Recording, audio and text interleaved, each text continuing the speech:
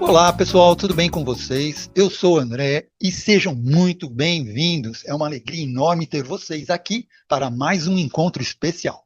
Bem, durante meses, a comunidade praticamente se dedicou a um estudo aprofundado do livro O Corpo Guarda as Marcas, do autor Bessel van der Kolk, referência mundial na compreensão do trauma e da saúde mental.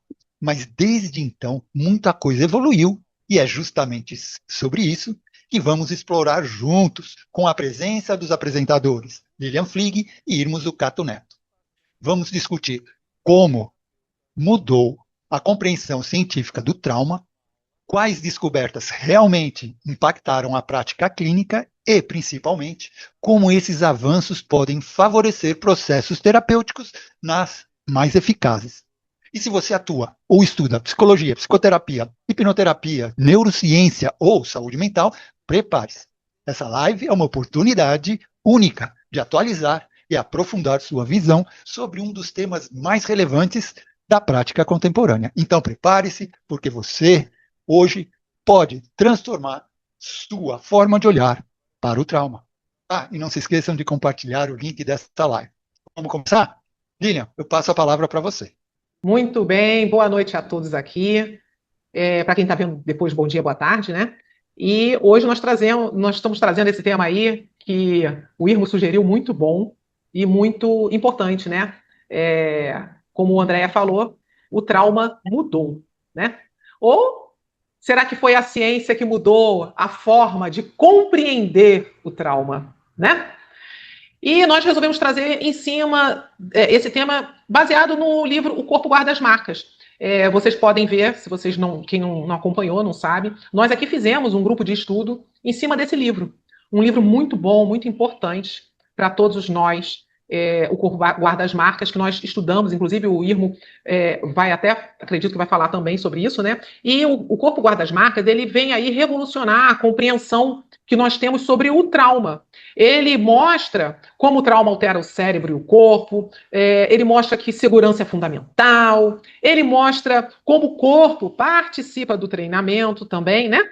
E ele vem trazendo aí uma série de experiências, uma série de mudanças que o autor traz para a área terapêutica, a área médica, né? Mas claro que a gente está aqui, vai trazer isso tudo, mas nós não estamos aqui nem querendo destacar, nem assim, invalidar, no caso, o mecanismo de pesquisas, né?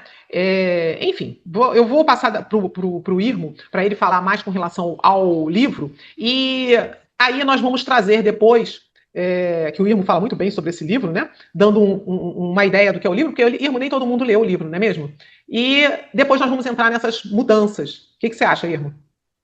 Bom, boa noite a todos que estão aqui comigo, né? Muito obrigado pela presença de todos vocês, muito obrigado ao pessoal do Praticadamente por mais essa oportunidade. E bom dia, boa tarde, boa noite para quem estiver aqui nos vendo ou nos ouvindo, né?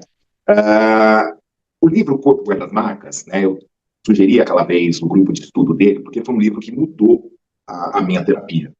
Porque muita coisa eu sabia que acontecia, mas eu não tinha como nomear o que acontecia. Então, esse livro trouxe maneiras de eu compreender os processos e nomeá-los, né, com mais propriedade.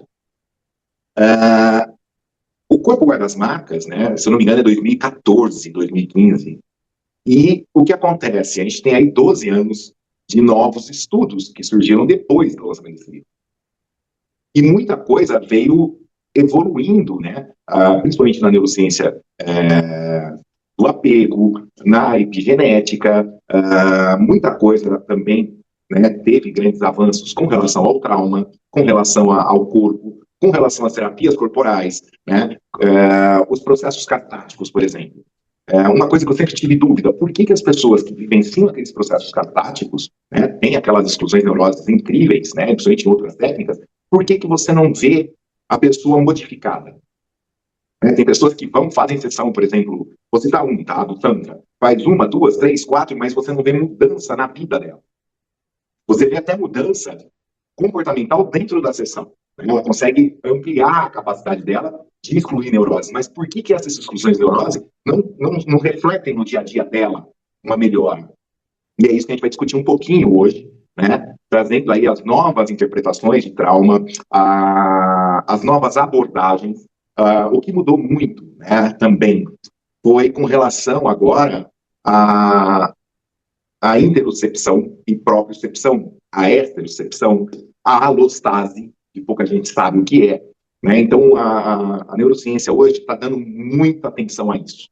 Então, a gente vai hoje conversar um pouquinho. Eu coloquei 7 tópicos com a Lívia lá, para a gente falar, né? Então, desde a parte dos bebês, o que mudou, né? Que nem o bebê, ele não tem o hipocampo 100% formado. Então, como é que ele registra o trauma intrauterino e pós-uterino se não está formado? Aonde fica esse registro do trauma? E é isso que a gente vai abordar um pouquinho hoje aqui. Pois é. O que acontece? Nós fizemos aí um tópico, né? O Irmo trouxe, assim, ele que mais estuda sobre isso, até devido a todo esse estudo, ele tem vários livros, inclusive, eu recomendo que vocês procurem esses livros, muito interessantes, principalmente da Catarse, que ele fala aí. Mas aí o Irmo ressaltou uns tópicos bem importantes dessas mudanças que nós percebemos trabalhando, né? E estudando, né? Os dois. E uma dessas mudanças, nós vamos começar aqui, é que o cérebro, nessa ideia toda, ele passou a prever o perigo. Ou seja, o trauma deixou de ser visto como uma memória armazenada e passou a ser entendido como um padrão de previsão do cérebro. Essa talvez seja a maior, né, da década, né, Irmo? Essa é a maior mudança com relação ao trauma. Antes, falava que o trauma era uma memória. E você acessando essa memória, você teria acesso a esse trauma. Porém, o trauma...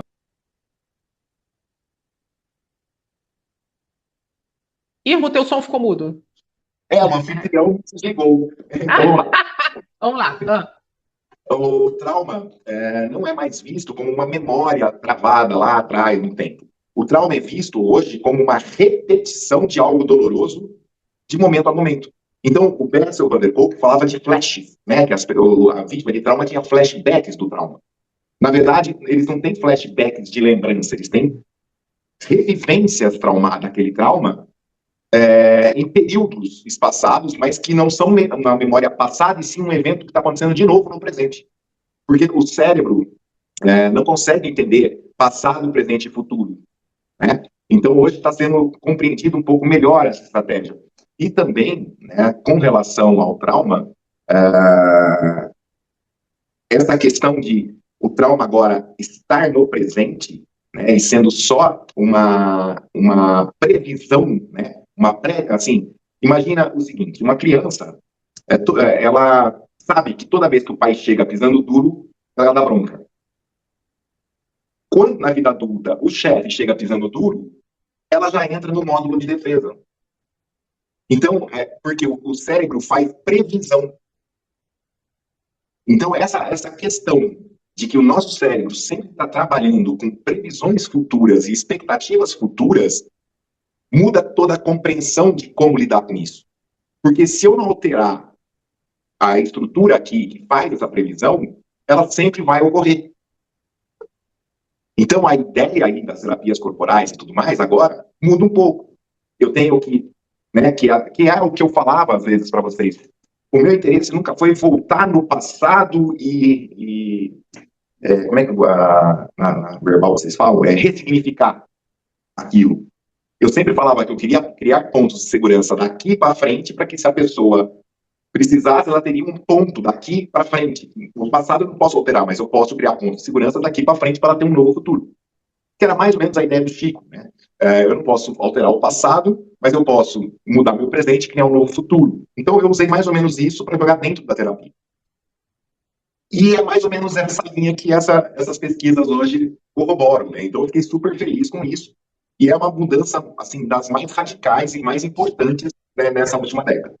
Exatamente. E uma outra mudança importante, né, que passou-se a se falar mais nas terapias, até o Irmo já falava alguma coisa a respeito, depois começou a falar mais, com relação à interocepção, que o Irmo falou ainda há pouco, que é como nós percebemos o nosso corpo, né? A interocepção tornou-se o centro da compreensão do trauma, né? E hoje nós sabemos que o trauma altera profundamente a capacidade de perceber o próprio corpo, não é isso, Irmão? Exatamente, porque o que acontece? Quando eu sinto algo muito doloroso, a minha tendência é querer deixar de sentir. Então eu me dissocio. Não quer dizer que o meu corpo não está ali sofrendo, só quer dizer que eu não estou mais percebendo. Só que do mesmo jeito que eu não percebo a dor traumática, eu não percebo um abraço gostoso, eu não percebo um carinho, eu não percebo um gesto de afeto, né? Então, assim, o foco hoje na interocepção, que é o meu corpo, como está meu batimento cardíaco, como está minha temperatura corpórea, como está né, a minha respiração, e isso Gaiarsa já batia muito em cima. Ele foca na respiração, ele tem um livro chamado Respiração e Angústia, para ver a importância da respiração. Reich já falava da respiração. Né? Então, assim, hoje, a interocepção está no foco dos estudos, que é a capacidade de perceber como eu estou internamente.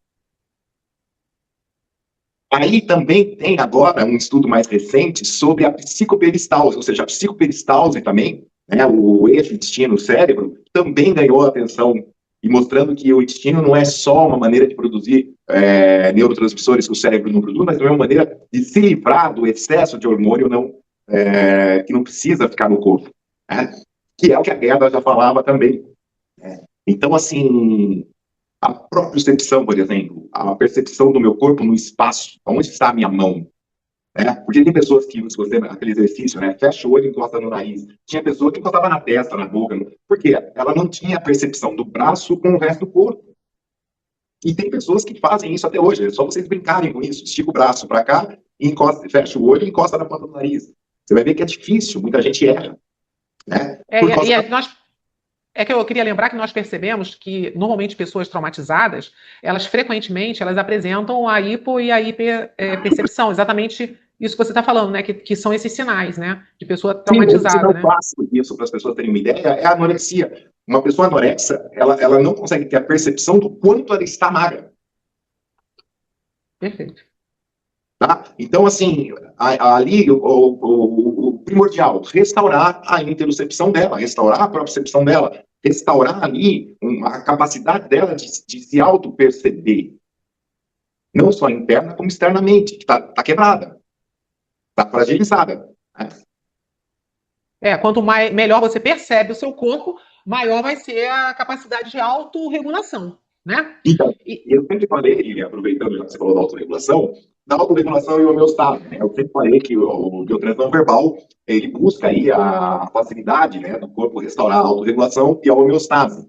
Mas não é bem a alostase, porque a alostase é fixa, né? Então, assim, a minha temperatura corpórea, meu corpo, assim, eu estou programado para um X de temperatura, meu corpo. Então, ele vai oscilar ali um pouquinho dentro disso, ele vai manter esse parâmetro fixo. Mas se eu tiro a roupa e saio ali fora, ele tem que se regular de outra maneira. Se eu coloco um casaco muito quente e entro aqui dentro, está tudo abafado. Ele tem que regular de outra maneira. Então, a alostase é a capacidade que eu tenho de compensar um ambiente externo com o meu interno. E a alostase, muitas vezes, necessita do quê? Da interocepção. Se uma pessoa está dissociada, ela tem uma alostase ruim. Perfeito. Então, né, é bem interessante essas questões. E hoje os avanços, né, da parte do apego seguro, dessa parte da epigenética, vítimas de traumas, bebês, né, e crianças, eles descobriram também recentemente que não tem uma mudança do gene, mas tem uma mudança das proteínas que poderiam utilizar os genes. Então, o que é isso? A pessoa tem o gene, mas esse gene não está ativo. E são mais ou menos 70 genes que deixam de ser ativados em pessoas traumatizadas. Né? Então, é muito interessante as questões agora chegando aí ao que Reich falava. Né? Reich falava que a couraça não era só no corpo, externamente, era em nível celular. E a epigenética agora está mostrando que realmente, pessoas traumatizadas, até a parte do gene não vai mudar, mas a parte da proteína que vai ser ligada com aquele gene muda. E outra, eu vou pular para outro tópico que depois a gente vai abrir para vocês conversar, né? Outra coisa interessante que passou a ser mais estudada e vem trazendo aí de novidade para a gente é com relação à flexibilidade fisiológica. O que acontece? O trauma passou a ser entendido como perda de flexibilidade fisiológica. Ou seja, a neurociência atual, ela descreve a saúde com flexibilidade e não como relaxamento permanente. Isso eu achei muito interessante, né, Irmo? Exato, porque é uma capacidade adaptativa que nós perdemos, a vítima de trauma perde. E essa capacidade adaptativa, ela depende dessa capacidade, né, de se adaptar, de se reestruturar. Então, a forma, quando a gente fala relaxar, né, que nem eu estava falando outro dia com uma cliente que tem pé egípcio, ela não sabe o que é relaxar, ela nunca relaxou desde criança, ela não relaxou, ela não sabe, é uma palavra que ela sabe o que significa, mas ela nunca sentiu, né? Então, assim, essa mudança também, né, de paradigma com essas novas descobertas traz uma nova compreensão de como a gente aborda o trauma. Então, adianta você pegar uma pessoa que nunca recebeu carinho e fazer carinho nela. Sim, adianta, porque no primeiro momento ela vai achar que aquilo é abuso, no segundo momento ela vai achar que aquilo é desnecessário, no terceiro momento ela vai falar, bom, é desnecessário, é abuso, mas é bom. No quarto momento, ela começa a procurar aquilo. No quinto momento, ela começa a dar valor para aquilo. No sexto momento, ela começa a fazer aquilo também em outra pessoa. Então, você restaurou nela uma capacidade que ela não tinha de dar e receber carinho. E isso é graças a essa flexibilidade cognitiva. E essa flexibilidade cognitiva continua tendo como fonte primária a visceralidade, não a mente só. Mas a visceralidade. A gente pode perceber isso nas pessoas de modo geral, que as pessoas hoje estão com uma rigidez muito grande em vários setores, em várias situações. A gente percebe uma rigidez, né? E aí, um olhar terapêutico é você perceber que aquela rigidez é uma perda de flexibilidade que a pessoa tem. Que a pessoa ali, ela está presa a um padrão, muitas vezes, defensivo, devido a traumas. Sim, né? é a mesma coisa aquela pessoa que você fala assim, pô, é a terceira vez que eu tô falando pra ela tá entrando de novo no relacionamento abusivo. Ela não tá percebendo aquele relacionamento tóxico. Como é que ela não percebe? Todo mundo percebeu e ela não. Porque ela tá presa num padrão que ela não consegue enxergar outra coisa além de um padrão. Ela perdeu a capacidade de reconhecer algo diferente. E é isso que a gente tem que reestruturar. Porque quando ela passa por uma terapia e mostra para ela algo diferente daquilo que ela está vivenciando, ela começa a se questionar. Exatamente. É bem interessante isso daí aplicado nas terapias, principalmente na terapia corporal, né? Mas outro tema, podemos ir para outro tema? Sim. Outro tema que nós percebemos também, bem interessante, é a reconsolidação da memória. A reconsolidação da memória tornou-se um dos mecanismos mais promissores da psicoterapia. Né? Hoje nós sabemos que memórias emocionais podem tornar-se temporariamente instáveis quando reativas. Não é mesmo? E nesse momento. E quando ela se torna, ela é ativada e ela entra ali nessa zona de gelatinização, nessa zona que ela fica meio esquisita, é a hora de você mostrar algo novo.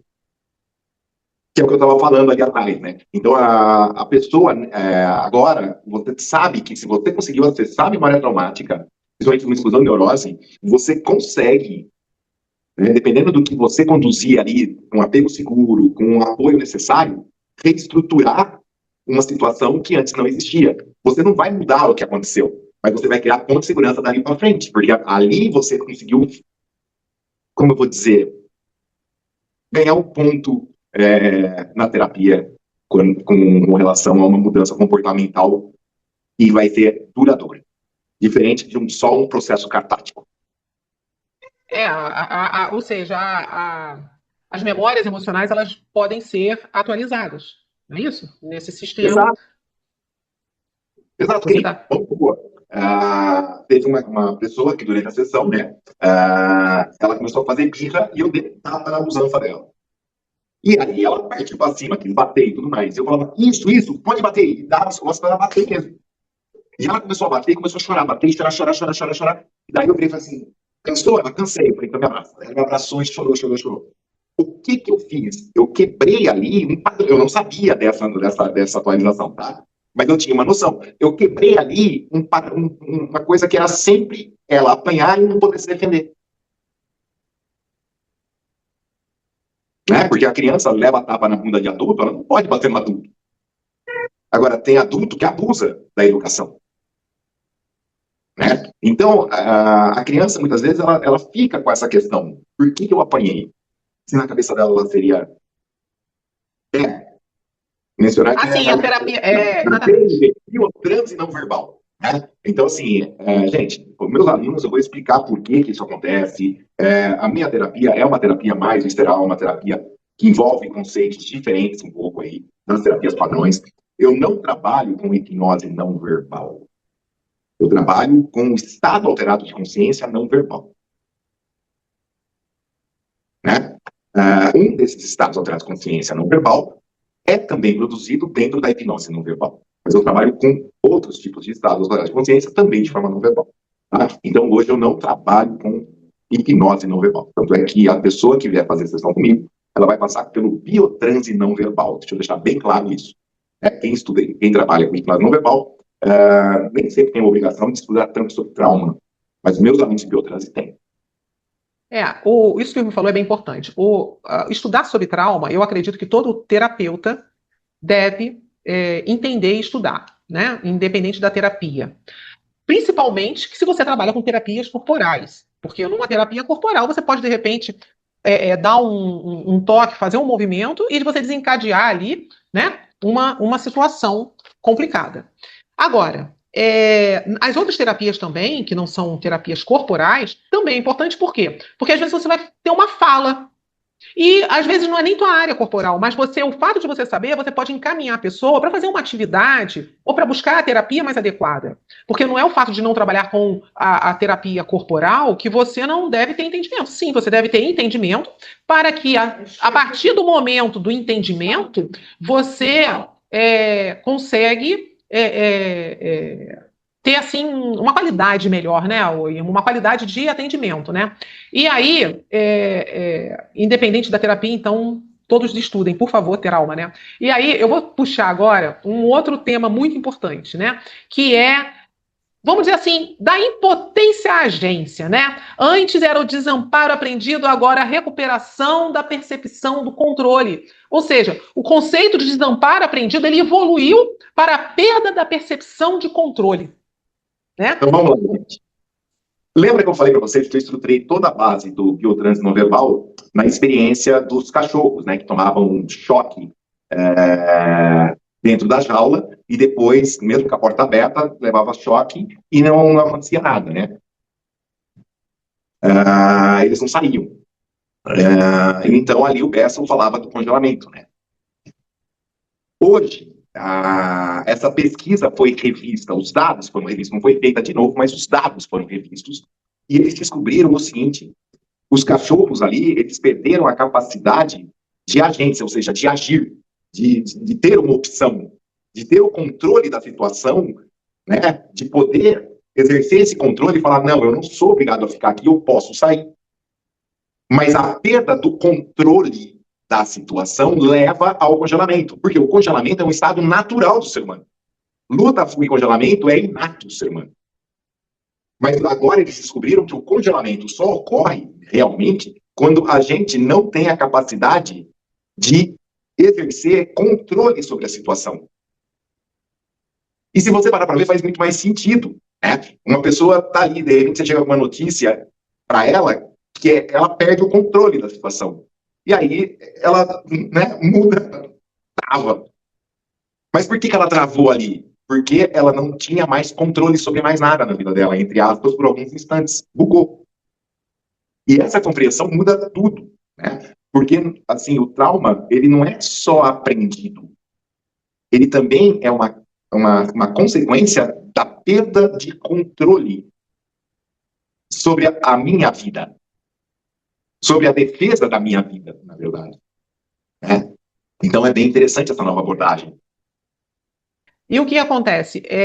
Nós vamos vendo, né, assim, nós vamos percebendo nisso tudo que nós estamos trazendo, que um assunto está correlacionado ao outro, tá? Vocês vão ver aí que depois nós vamos fazer um fechamento, porque uma outra situação importante que nós aprendemos aí é que as emoções, elas nascem apenas no cérebro? Não, né? A gente percebe aí que a visceralidade ganhou uma explicação neurocientífica. Von der Kolk, que é o autor do livro, ele dizia que o corpo guarda as marcas. Hoje, a neurociência explica que isso de maneira mais precisa. Não é mesmo?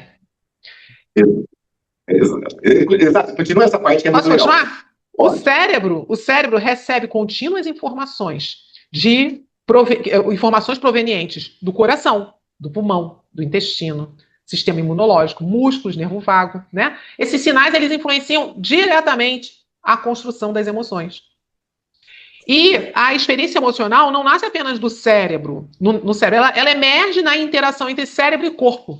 O impacto para... E Lilian, olha só, eu não lembro qual dos livros do Antônio Damasio que ele vai falar sobre as emoções, né? Então ele começa falando o seguinte: nós temos 7 emoções primárias, né? Só que essas emoções, elas geram em nós microexpressões. Então nós temos microexpressões de nojo, nós temos microexpressões de felicidade, microexpressões de espanto, né? Essas microexpressões, elas são involuntárias, elas surgem. A partir que elas surgem, o nosso cérebro consegue compreender essa microexpressão e gerar um sentimento. Esse sentimento eu interpreto. Mas a emoção eu não consigo. Né? Isso é mais ou menos aquele estudo lá do lie to me, né? Imita para mim e tudo mais. Então, assim, que é dos estudos das microexpressões faciais. Mas é muito interessante porque o Antônio Damasio já dizia isso, e agora a neurociência vem confirmando. Né? Tanto é que o estudo da fáscia está evoluindo drasticamente, porque como ela interfere nas emoções, como ela afeta as emoções, então agora a neurociência está dando um brecha para esses estudos novos, relacionando aí o corpo e as emoções, né? E aí nós começamos a perceber, né, que um novo modelo para compreender as terapias corporais surgiu, né? As terapias corporais, elas começam a receber modelos neurocientíficos integrados. Você pode ver que você toda hora ouve falar neurociência, neuro isso, neuro aquilo, né? Porque a neurociência, ela começa a ser um modelo integrado. Até há poucos anos atrás, sabia-se que muitas poucas terapias corporais ajudavam algumas pessoas, mas havia pouca explicação do mecanismo, né? E eu vou te falar, uma aula muito interessante é a do Irmo, porque ele explica exatamente essa interação do corpo, né? Desse mecanismo, por quê, né? E em 2026 foi proposto um modelo integrado, que é com processamento preditivo, atenção de interocepção, sensação corporal de segurança, modulação de circuitos subcorticais e relaxamento do controle cognitivo excessivo. Olha aí, nós falamos disso tudo até agora, né? Desse modelo, não é mesmo, irmão? E os autores, eles sugerem que esse mecanismo podem ser comuns a diferentes abordagens corporais. Isso representa um dos primeiros modelos neurocientíficos especificamente voltados para compreender intervenções corporais no trauma. Não é isso? Exato. Tanto é que aqui muitas vezes vocês ouvem, né, no curso, eu falar, você está restaurando o que você é. E você é corpo, mente e alma. Você é tudo isso. E vocês estão fazendo um processo de retomada de posse e propriedade de tudo que você é. Exatamente. O biotrans já trabalha essa interconexão entre tudo isso que eu sou. Né? Então é muito interessante quando eu vou buscar esses estudos recentes e eu vejo que o que eu falava ali para os alunos não alterou. Né? Eu não estava tão fora das linhas de pesquisa. E isso é gratificante. E é gratificante também você ver a obra de Reich sendo aí validada em alguns estudos, não uns estudos específicos, mas as abordagens, né, e o que eles falam é que mudou, assim, eles mudam as palavras, mas o que Reich chamava de couraça muda para outra coisa. Mas é a mesma coisa. Né? Então, assim, é muito legal que em Reich, o que ele chamava de angústia, hoje virou ansiedade. Mas é a mesma coisa. Então, a gente consegue hoje ver aí a comprovação de muita coisa que Reich falava lá em 1920, 1930, 1940, né? Pelos estudos atuais. E uma das coisas que eu quero deixar para vocês, gente, que me deixou muito feliz, né, e foi muito bacana eu ter visto isso, Agora, recente, saiu publicado numa revista internacional um acompanhamento de caso de pesquisadores brasileiros com a psilocibina e vítimas de Alzheimer. Né? Uma mulher idosa vítima de Alzheimer. E ali eles contam, né, o que aconteceu depois que ela tomou 5 gramas, né, de psilocibina, a evolução do quadro do Alzheimer, e depois uma dose de reforço de 3 gramas para a continuidade do processo. Então, é muito gostoso ver que o Brasil continua na ponta, entendeu? Apresentando coisas novas, apresentando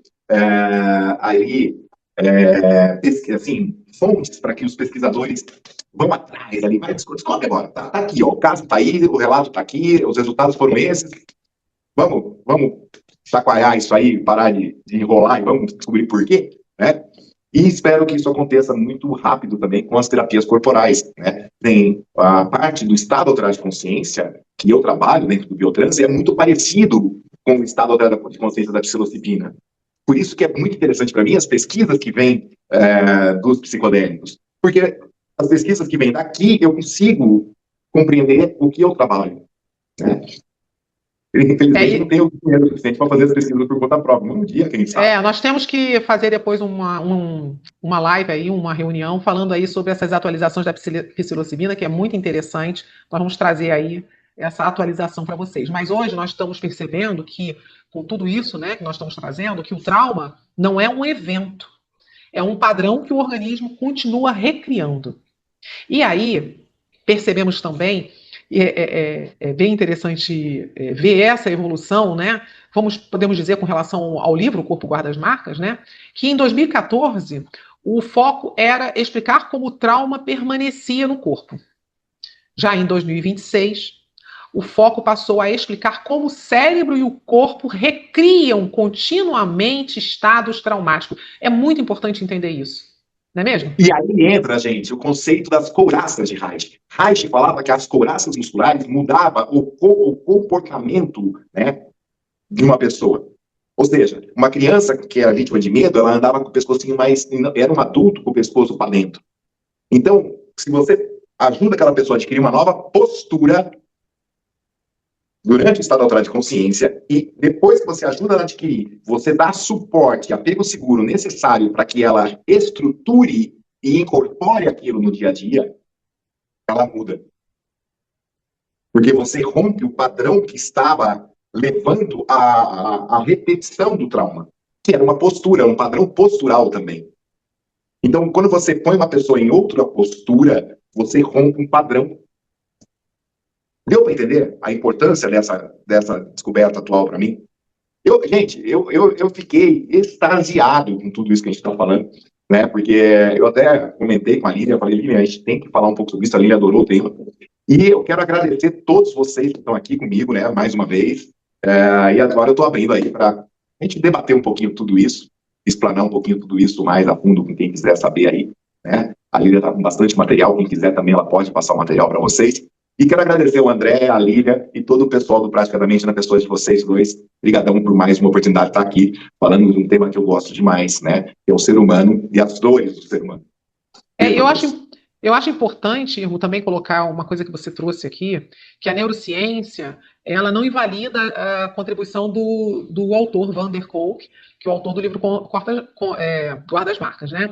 Ela, na verdade, ela fornece uma base mecanística mais detalhadas para compreender por que intervenções que envolvem o corpo podem desempenhar um papel importante no tratamento do trauma, desde que aplicadas de forma ética e fundamentada em evidências. Claro que você não vai fazer o que saiu na cabeça, porque ouviu falar. Você tem que estudar, tem que entender a motivação de agir daquela forma, de fazer daquela forma. Quando eu falo que o Irmo ele traz as explicações na terapia dele, ele quando dá o curso, ele explica o porquê. Então, dá uma segurança. E eu vou falar uma coisa, não é só para quem trabalha com terapia corporal. Você que não trabalha com terapia corporal, ao você ter o entendimento do porquê e como e o que fazer, você tem mais segurança de como trabalhar e qual a terapia adequada você usar, né? Não é só para quem trabalha com terapia corporal, porque às vezes você pode estar alguém vendo, mas eu não gosto de terapia corporal e tal. Eu conheço pessoas que fizeram o curso e que não trabalham diretamente com terapia corporal, mas utiliza Eu acredito que nenhum conhecimento é à toa, né? Eu acho que todo conhecimento só contribui e traz para a gente novos mecanismos de abordagens e de prática terapêutica, não é isso? Exatamente, gente. E aí, eu gostaria de saber se alguém gostaria de perguntar ou falar alguma coisa com relação ao que nós trouxemos aqui.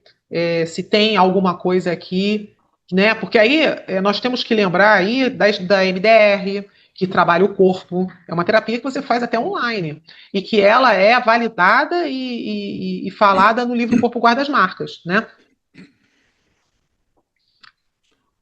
Essa pauta que você trouxe da reação, né, que você tem corporal, né, é que nem, por exemplo, a pessoa que está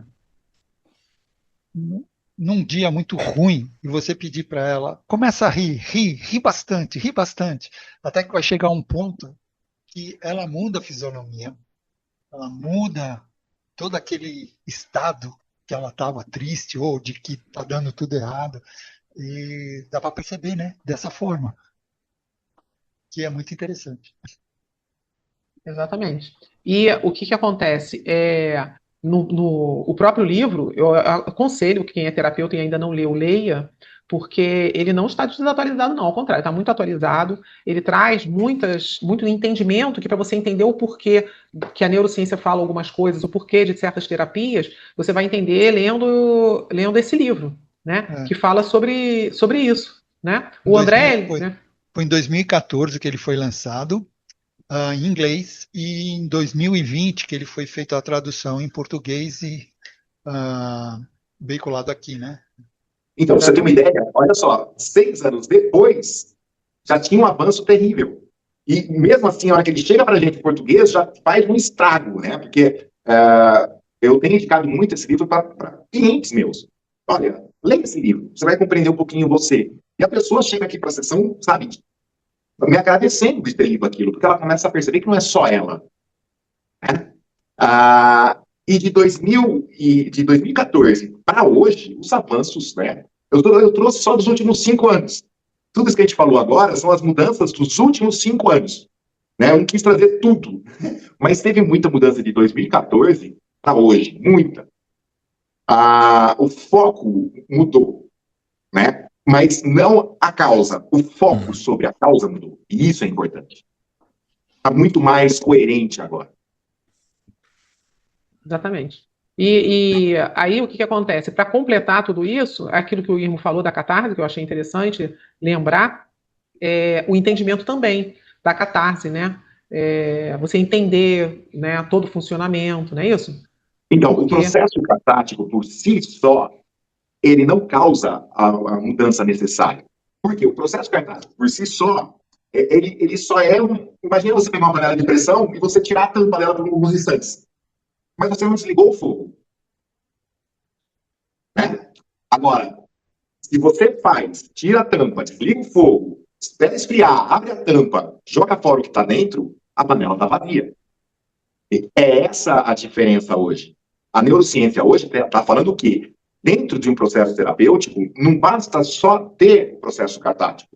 Você tem que trazer para aquela pessoa uma estruturação com base visceral segura para que ela possa modificar a postura dela frente ao mundo. exatamente. Eu queria falar um pouco também. Pode falar. Né, eu gostei muito da live de hoje, né?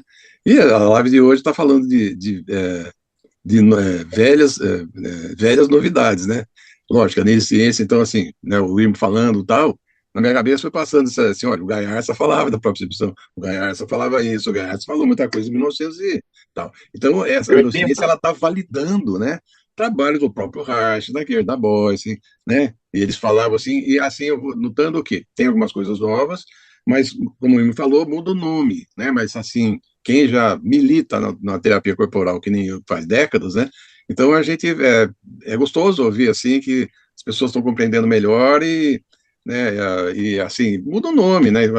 A coisa da catarse só por si, né? Então, o próprio Reich, a Genda Voz, falava, olha, se não tiver uma descarga neurovegetativa, a pessoa não muda, né? Se não tiver, assim, né? E aí está a questão da vegetoterapia, né? Uma terapia que atinge o sistema neurovegetativo, da onde que está o mais profundo, da onde que está essa, ou seja, essas coisas, da onde que está também a, então, por exemplo, atualização, né? Sensibilização, consciência, né? Eu tive um exemplo de uma paciente minha, ela trouxe questões da sexualidade e tal, e ela falava assim, puxa, ela queria no mínimo ter uma relação sexual uma vez cada 15 dias. E eu falei assim, mas por que só 15 dias? Ela falou, mas não é normal cada 15 dias? Eu falei, tem gente que transa todo dia, todo dia. Então, assim, as pessoas às vezes não têm nem consciência do que pode ser, do que não pode ser. E, assim, aí também eu queria levantar uma questão, né, para vocês também falarem um pouco. Qual é a importância do terapeuta no processo terapêutico para ajudar para acontecer algumas mudanças?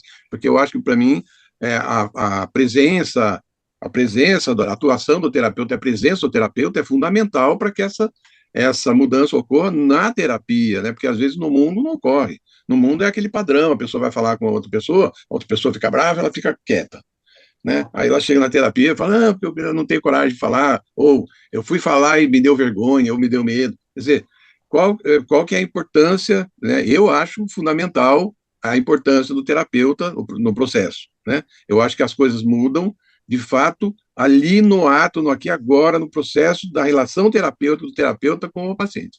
Acho que a grande jogada, ou seja, tudo isso que eu estou falando de teoria acontece ou não ali, né? E aí está envolvido a leitura não verbal, as microexpressões do terapeuta que podem estar atrapalhando o processo do paciente, né? Então, eu sempre dou um exemplo assim, por exemplo, se eu tenho medo do escuro, por exemplo, então eu entro numa sala, eu acendo a luz, eu sempre fico em lugar claro, tal, não sei o quê. Aí chega um paciente e fala assim, eu quero trabalhar meu medo do escuro.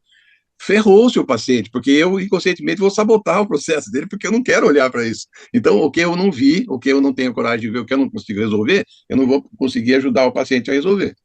Então, tem tudo isso aí, né? Eu acho que é isso que eu queria ouvir também. Então, Como é que você vocês veem a trouxe uma importância coisa do muito terapeuta? importante, hein, ô Roberto? Você trouxe uma coisa muito importante, que é o seguinte: o terapeuta ele tem que estar com a terapia dele em dia, né? Acho que até mais do que Entendeu? isso, né? Então, ele tem que estar com a terapia dele em dia, ele tem que estar com uma série de situações que normalmente a gente percebe que, infelizmente, tem alguns terapeutas que não fazem terapia, que não estudam, que não se atualizam, e vão acabar, estão chegando ao padrão de chat GPT.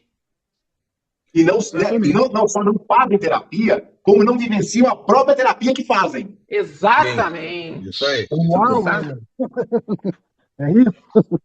Esse é o Exatamente. ponto. Vivenciar a terapia que você faz também é importante, porque como é que você vai entender o que está acontecendo com aquela pessoa se você não vivencia? E às vezes o não vivenciar a terapia pode mostrar ali um mecanismo de defesa da própria terapeuta.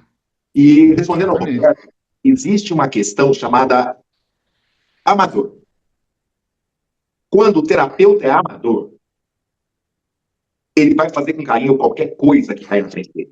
E ele vai fazer com amor o melhor possível para aquele cliente. Então, por mais que ele tenha medo do escuro também, ele vai tentar enfrentar junto com o cliente aquele medo, né? Então, por quê? Porque ele é amador, ele ama o que faz, ama, né, se superar para ajudar o outro a se superar. E isso é uma postura que não tem relação direta com ganho financeiro, né? Existe aquele terapeuta que é amador, que muitas vezes trabalha de final de semana e às vezes nem cobra, porque a pessoa chegou desesperada e a pessoa está sem dinheiro, e entre ele ganhar e ajudar, ele vai ajudar, e tem aquele que só vê o lucro. Então, a gente tem vários tipos de terapeuta, né? O terapeuta que não é amador, mas é um profissional, né, e se mantém dentro da linha do profissionalismo, esse aí os clientes vão ter um pouco mais de dificuldade. Porque existe um dilema, né, que o terapeuta passa ali. Ganho dinheiro ou faço o que devo? Né? Me abstenho de correr risco ou me jogo junto e salvo aquela pessoa? Tudo isso são questões aí que dá uma outra aula, entendeu? Isso que você falou é bonito de ouvir, né, meu amigo? Mas, assim, eu fico pensando, você trabalhar, se eu tenho uma dificuldade específica, e eu vou trabalhar uma pessoa que tem aquela dificuldade, se eu não conseguir olhar para a minha dificuldade, eu vou ter muita dificuldade de olhar e ajudar o paciente a olhar dele. Então, assim, as minhas dificuldades eu tenho que trabalhar na minha terapia, né? Por exemplo, eu entendi o que você falou, eu posso, de repente, ter coragem, vamos junto nesse caminho, tá? Mas chega uma hora que eu tenho que me trabalhar, porque assim, qual que é a ferramenta de trabalho do terapeuta? É a pessoa dele. Então, Roberto, vamos lá. Eu não estou Nas discordando de terapias. você, só estou complementando. Não, sim. Mas eu quero deixar claro alguns pontos aqui. Em terapias convencionais, o que você está falando faz todo sentido. Dentro do meu processo do biotrans, onde exige aí uma interconexão entre duas pessoas, isso para mim não tem muita diferença. Né? Porque ou eu me entrego aquilo junto com aquela pessoa e crio aquela interconexão a ponto de uma parte minha ir para ela e uma parte dela vir para mim, nós dois, juntos ali, sendo uma coisa diferente de nós dois, entrarmos nesse seara, né, do processo terapêutico, é uma abordagem diferente. Eu não posso trazer para dentro dessa resposta que você quer o conceito tradicional, porque eu não trabalho de maneira tradicional. Tá? Compreendo a maneira tradicional, compreendo tudo que você está falando, racionalmente você está certíssimo, profissionalmente você está certíssimo, você está coerente com a linha tradicional, mas eu não trabalho dessa maneira. O biotrans não tem nada a ver com tradicional. Como eu disse antes, imagina numa sessão tradicional, você dá um tapa na bunda de uma pessoa durante o estado alterado de consciência. É coisa que pode acontecer dentro do biotrans. É aquele negócio que nós estamos falando, que o Andréa lembrou, né? Que cada terapia tem uma característica, né? O biotrans tem uma característica, a hipnose verbal tem outra característica. Se nós formos falar em Reiki, terapia energética, já tem uma outra pegada. Então, assim, nós estamos falando terapia de forma geral, mas a importância dentro de uma terapia de forma geral, de você reconhecer o trauma, mesmo para um reikiano. Mesmo para um reikiano, mesmo para uma pessoa que vai trabalhar com terapia energética. A importância de reconhecer o trauma para justamente saber como você vai atuar e como você vai trabalhar, né?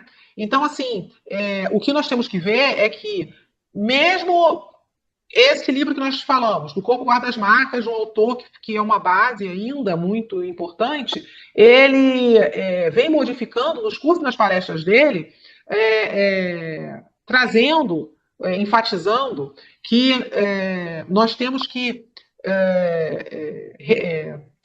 trazer para a pessoa atendida um sentir-se seguro, deixar a pessoa sentir essa segurança, né? Ensinar a pessoa a reconectar-se com o corpo, ensinar a pessoa a integrar as emoções, sensações, os significados, né? Quer dizer, é preciso construir novas experiências corporais e relacionais. E aí, na terapia verbal, eu faço isso, trabalhando às vezes online com a pessoa. Por quê? Porque eu trago para ela o esclarecimento de quem ela é, a percepção para ela se olhar, para ela se conhecer e ela buscar aí, de repente, fazer uma prática corporal. Seja uma dança, uma biodança, como nós estamos conversando aqui em off, seja fazendo uma atividade física, sendo que nós vamos lembrar que até mesmo a musculação, apesar de ser boa corporalmente, o excesso, e dependendo como ela está sendo utilizada, ela é uma fuga de trauma. Não, Lilian, e deixa eu assim, só para vocês entenderem a importância desse livro, esse livro está na base de algumas terapias. A somatosensória, por exemplo, uma terapia muito recente, toda baseada em neurociência, inclusive, tem como base o Bessel van der Kolk e o livro Corpo Guarda as Marcas. O biotranse não verbal tem como base o Corpo Guarda as Marcas. Então, assim, olha a importância desse livro. Se eu sou terapeuta e eu estou falando para você, você como terapeuta, ao ler esse livro, você como psicanalista ao ler esse livro, como psicólogo ao ler esse livro, você vai ganhar uma outra visão do processo traumático. É interessante isso que você está falando, Irmo, porque aí tem até um trecho aqui do nosso apanhado aqui, né, que você trouxe, que a transformação ela não acontece porque a pessoa revive o trauma. Ela acontece porque o cérebro vivencia uma nova resposta, enquanto o trauma está ativado. Ou seja, você ensinar o cérebro a ter uma nova visão, uma nova percepção daquilo que aconteceu. Né? A gente faz isso também com a hipnose, né? Verbal. Né? Mas, claro e evidente, se você tem um trabalho corporal junto, ajuda também. Né? A neurociência ela traz aí também atividades micros atividades para a pessoa fazer, para ir fortalecendo esse tratamento, né? O Winnicott também falava, né? Ele fala, né, do holding, né? Que ele chama dessa maternagem, e ele fala que o holding é essencialmente corporal. O que é o holding? É a mãe que pega o bebê no colo. Então, assim, aí eu fico identificando na minha clínica, assim, por exemplo, tem pacientes que têm falta de amor materno. Eu sinto falta, minha mãe nunca me abraçou, meu pai nunca me abraçou, tal. Tem outros que têm um trauma de uma violência que sofreu. Então, uns têm um trauma que é de medo, um ambiente hostil, vivi num ambiente hostil. Outros, assim, vivi num ambiente sem amor. É diferente a situação traumática. E assim, por exemplo, eu tinha uma paciente que ela falou assim, puxa vida, meu pai nunca me deu um abraço. E ela estava emocionada, nunca me deu um abraço. E eu falei assim, como é que é isso aí? O que você queria do teu pai? Se ele estivesse aqui, eu ia pedir um abraço para ele, né? Ela estava emocionada. Aí eu intervi, eu falei, eu posso dar esse abraço a você quer? Ela meio coisa falou, quero. Aí eu dei o abraço, ela começou a chorar, obviamente, porque o movimento de dar o abraço, essa intenção de dar o abraço, aquilo que falou, né, o trauma, ele está relacionado com uma impossibilidade de fazer um movimento expressivo, né? Então, na medida, a hora que eu entro ali, e ela me dá um abraço, ela está abraçando o pai, simbolicamente, né? Então, ela está abraçando o pai, aí ela chora muito, porque ela deu esse abraço, né? Então, aí ela experimentou uma coisa nova, que é uma nova perspectiva de vida, que os abraços são possíveis, né? Então, assim, aí que eu coloquei a questão da importância, e assim, e o online é uma pena, porque nada como uma presença física, para você poder interagir. Então, por exemplo, não tem como você dar um abraço online em alguém, né? Você pode você pode usar uma palavra doce, olha, imagina que estou te abraçando, tá bom, imagina, mas não é igual um abraço, né? E outras abordagens corporais, um toque suave, né? Um toque, às vezes, né? É, tem que não tem nada a ver com a história, tem uma mulher que eu trato de disfagia, né, não é fisioterapeuta, uma fonoaudióloga, né, é minha amiga, tal, a gente conhece há muitos anos. Eu deito na maca lá, ela faz o Ilib, aquele laser e tal, depois ela senta do meu lado, ela põe a mão no meu braço, assim, aquela mão no braço dela é melhor do que o Ilib. É uma mão meio assim de mãe, é um calor diferente de amiga, de mãe, de mulher. Então, assim, nada substitui esse contato físico. O Gaiarsa mesmo fala no livro dele, tem um livro que ele fala assim, você já tocou em alguém bem tocado? Experimente, vê o que você sente, né? Então, às vezes, assim, então, nada substitui ainda o contato humano. Então, é uma pena essa coisa da gente que está fazendo terapia pela internet, né? Com o chat GPT. Pô, é um negócio mental, mas não é nada visceral, não toca a alma de ninguém, né? É uma coisa É mais. porque, na verdade, a terapia de chat GPT, essas terapias, eu digo chat GPT, ou GPT, né? Ou até mesmo certos terapeutas, e aí eu estou falando porque eu já ouvi falar até que tem psicólogo e psicanalista também incluído aí, tá? Eles funcionam de uma forma muito passiva, só validando o que a pessoa quer ouvir. E nós sabemos que a terapia, ela se torna provocativa. Ela te tira um pouco ela te tira daquele conforto. E quando a pessoa está lá só no conforto, né, que a IA faz isso, ela só valida, ela vai ali, né? A pessoa às vezes ela só quer ouvir, ela não quer fazer terapia. Ela só quer que ela seja validada, ela quer ser validada, né? E só ser validado não é terapia. Mas a IA faz isso e tem pessoas que fazem isso. Olha, tem uma conversa do Karnal com o Claude, né, que é fantástica. E o Karnal uma hora fala, para de me validar e me bajular e fale, né? E aí você vê a IA dando uma discrepância ali, né? Mas, voltando ao que o Roberto falou, que nem o problema de tocar, né, de fazer um carinho, de fazer um afago. Tem pessoas que não sabem fazer carinho. Uhum. Às vezes, na terapia, eu falo para cliente assim, ou cliente, né? Faz carinho no meu rosto. A pessoa faz assim, ó. Você deu um tapa nele. Né? Carinho. A pessoa não sabe, ela não tem referencial. Só que ela só vai perceber isso na terapia. Porque no dia a dia, às vezes, ela vai fazer esse carinho em outra pessoa e a pessoa assusta com o carinho dela. Paf! Entendeu? Então, ela nem tem noção disso. Um caso que me deixou muito feliz ultimamente foi de uma pessoa, né, que chegou aqui. Ela veio trazendo a amiga, né, para terapia e ela começou a fazer, né? E ela foi uma criança adotada, ela tem todo um histórico, né? É uma mulher, tem todo um histórico aí. E o mais legal, né? No começo, eu não conseguia pôr a mão nela direito. Você ia pôr a mão no rosto, ela tirava, sabe? Você punha a mão, tipo, para segurar a mão dela, ela puxava. Em transe, e urrava, saiu correndo, bateu cabeça, sabe? Saiu batendo cabeça no chão. Então, assim, foi um negócio louco as 2 primeiras sessões. E ela está na 6ª sessão, né? Na 6ª sessão, eu já consigo deitar do lado dela, abraçar ela, e o mais surpreendente para mim, a mãozinha dela veio, sem eu pôr a mão dela veio, encostou, e pela primeira vez ela fez o carinho certo. Porque antes ela estava aqueles tapas, né? Aí ela fez o carinho certo. E ela fez carinho e começou a chorar. Ela falou assim, agora eu sei fazer carinho, depois que ela voltou do transe, né, que ela pôde falar, ela falou assim, você não tem noção, eu sei fazer carinho, sabe? Mas ela falou isso com uma alegria dentro dela. E ela foi mãe aos 14 anos. Como é que ela deu carinho para aquela criança? Não deu, né? Não deu. Ela deu tapa, só Era tapinha. O carinho dela era... Né? Então, assim, é isso que eu estou falando, Roberto. Então, muitas vezes, a gente tem que ensinar o básico. E o básico, muitas vezes, passa por um abraço. Gente, vocês não têm noção. A Lilian estava no curso, no primeiro curso que eu dei na vida, né? A Lilian estava, né? Quando eu resolvi dar o curso. E eu fui fazer uma vivência de abraço. Gente do céu, teve terapeuta que desmontou. Com um abraço. Não sabe nem abraçar, não sabe nem abraçar. Então, isso aí é uma coisa que já no trabalho corporal, né? A gente usa mais. Por exemplo, eu atendo faz décadas. Eu abraço todos os meus pacientes quando chegam e quando vão embora. Tem uma paciente que ela é mais oral, né? E ela me dá uns abraços mais longos, e eu fico abraçado com ela na hora de ir embora. Garanto para vocês, perguntar para ela o que você mais gosta de terapia com o Roberto, ela falar o abraço final. Tudo o resto é bobagem. O abraço final é o mais importante, porque o abraço é o que mais toca ela profundamente, é o que mais nutre ela. Né? Quer dizer, o meu abraço é melhor do que uma hora de fala ali, falando, trocando ideia. É legal também a ideia, mas o abraço, ele é o que nutre ela, ele é a maternagem, ele é que faz. Infelizmente, esse abraço a gente não consegue dar online.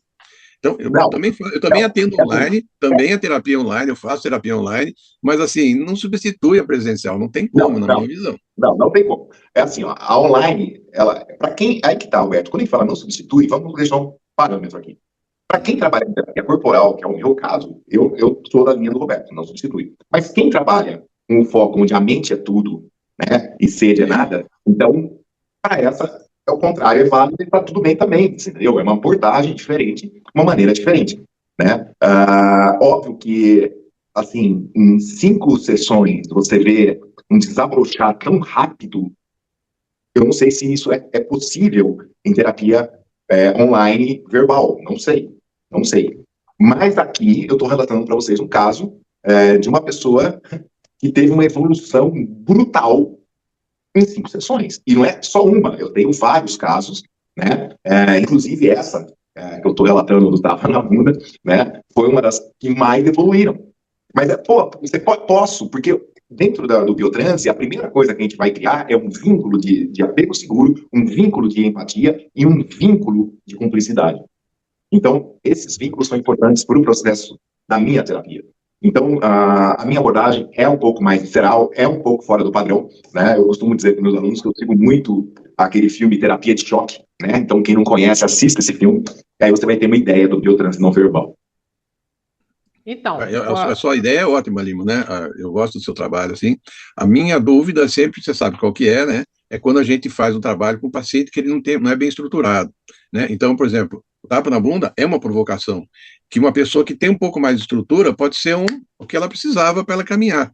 A minha questão é assim, quando o paciente ele tem um núcleo psicótico ou um paciente que tem um eu mais frágil, que esse tapa na bunda, você tem você faz um biotranse e tal, que se prepara a pessoa. Mas uma terapia corporal mais tradicional, terapia corporal tradicional já não é tradicional, a terapia tradicional é verbal. Mas se der um tapa na bunda do paciente, por exemplo, ele pode se sentir muito invasivo, muito invadido. Né? E se ele for um paciente oral, por exemplo, ele está pedindo carinho. Se ele der um tapa na bunda, ele não vem na próxima sessão. Né? E se ele for um paciente com núcleo psicótico, ele pode se sentir muito invadido.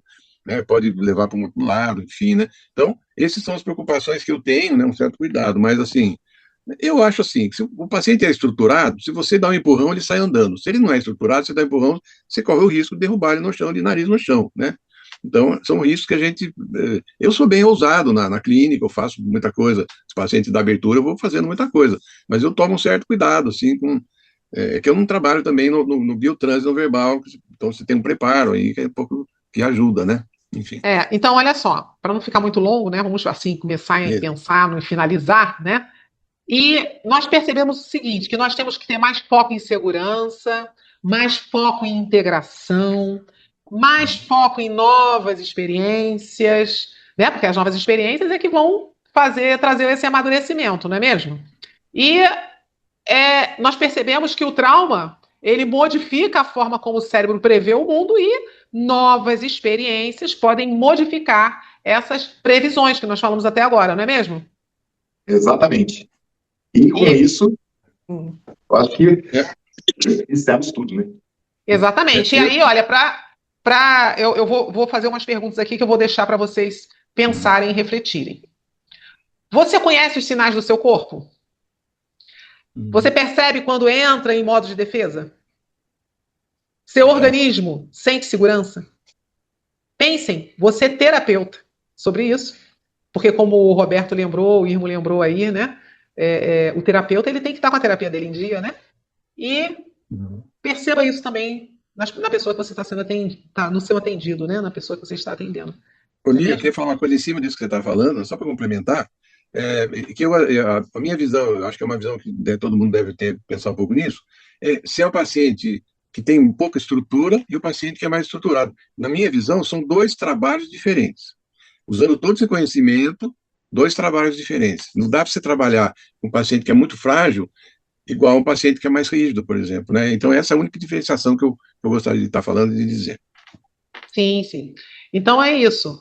Eu vou me despedir, agradecer a presença de todos. Vou passar para o Irmo se despedir e passar para o Andréia para fechar.